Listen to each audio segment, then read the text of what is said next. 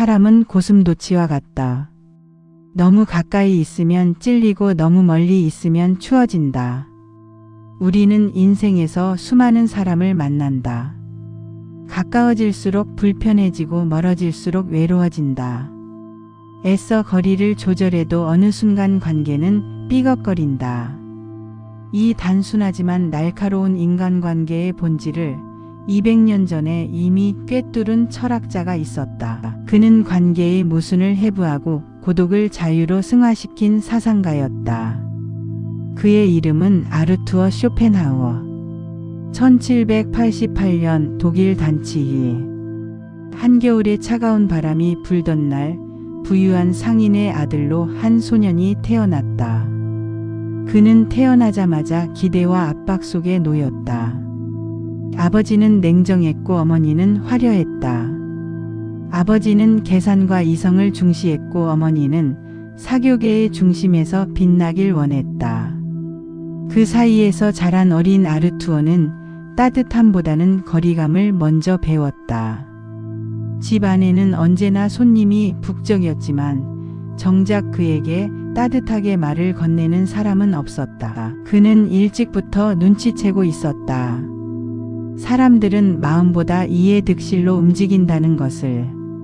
겉으로 웃으며 포용해도 속으로는 서로의 거리를 재고 있다는 것을. 청소년 시절에 그는 부유했지만 고독했다. 친구는 없었고 조용히 책과 사색 속에 파묻히는 시간을 더 사랑했다. 아버지는 그를 상인으로 키우려 했지만 아르투어는 거래와 이익으로 얽힌 세상이 끔찍했다. 세상의 중심이 돈이라는 사실이 그에겐 견딜 수 없는 모욕처럼 느껴졌다. 그러던 어느 날 그의 인생을 완전히 뒤흔드는 사건이 일어난다. 아버지가 갑작스럽게 세상을 떠난 것이다. 주변 사람들은 재산 이야기에만 몰두했다. 진심으로 아버지를 슬퍼하는 이는 없었다. 소녀는 그 순간 깨달았다. 인간관계는 종종 이해와 진심이 아니라 계산으로 이어져 있다는 것을. 그는 상인의 길을 과감히 버렸다. 그리고 철학이라는 낯선 세계로 들어섰다. 외로운 선택이었다. 하지만 그 고독 속에서 그는 세상을 냉정하게 바라보는 눈을 길렀다. 대부분의 우정은 서로의 외로움을 달래기 위한 거래일 뿐이다. 이 문장은 그가 세상을 어떻게 보았는지를 정확히 보여준다. 그는 인간관계를 낭만으로 포장하지 않았다. 있는 그대로 때로는 잔인할 만큼 직시했다. 그는 철학을 공부하며 인간의 본질을 파고들었다. 사랑, 우정, 권력, 욕망. 인간의 행동 뒤에는 언제나 자기 이익이 숨어 있다고 믿었다. 그래서 그는 가까이 다가오는 사람들조차 의심했다. 거리를 두는 것이 상처받지 않는 방법이라 생각했다. 철학자로서 이름을 알리고 싶었던 젊은 시절. 그는 큰 결심을 한다. 당대 최고 인기 철학자였던 헤겔과 같은 시간대에 강의를 연 것이다. 결과는 처참했다. 헤겔의 강의실에는 사람들이 몰려들었지만 그의 강의실은 텅 비어 있었다. 그는 그날 뼈저리게 깨달았다.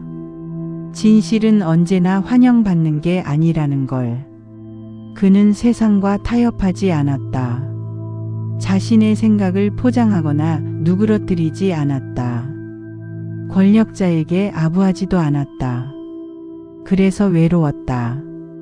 하지만 그 외로움 속에서 그는 단단해졌다. 혼자 있을 수 없는 자는 진정한 자유인이 아니다. 이 말은 단순한 고독의 미화가 아니었다. 그는 진심으로 혼자의 시간을 사랑했다.